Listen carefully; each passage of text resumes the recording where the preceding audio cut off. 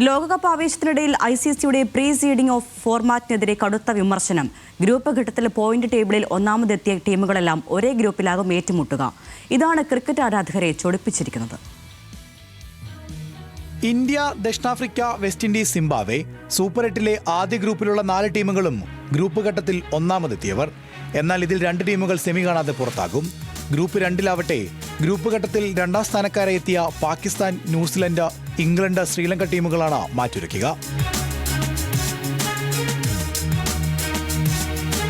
Group ഘട്ടത്തിൽ ഒന്നാമതെത്തിയ 4 ടീമുകൾ ഒരേ ഗ്രൂപ്പിൽ വന്നതിനെതിരെയാണ് നിലവിൽ വിമർശനമുയർന്നത്.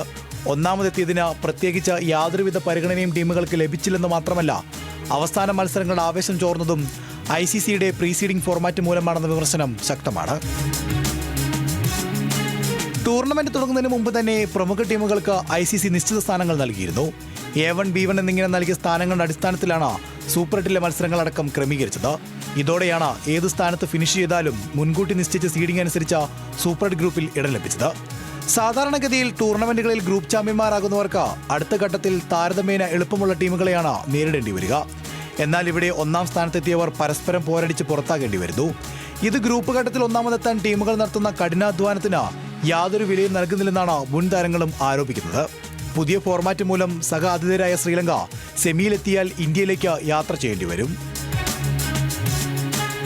ഇന്ത്യയിലും ശ്രീലങ്കയിലുമായി നടക്കുന്ന ടൂർണമെന്റിൽ വിമാന ടിക്കറ്റുകൾ, ഹോട്ടൽ ബുക്കിംഗ്, സുരക്ഷാ ക്രമീകരണങ്ങൾ എന്നിവ നേരത്തെ തീരുമാനിക്കേണ്ടി വന്നതിനാലാണ് പുതിയ ഫോർമാറ്റ് പരീക്ഷിക്കേണ്ടി വന്നതെന്നും ടീമുകൾ എവിടെ കളിക്കുമെന്ന് മുൻകൂട്ടി അറിയേണ്ടതുണ്ടായിരുന്നുവെന്നുമാണ് ICCയുടെ പക്ഷം. Sports desk, news Malayalam.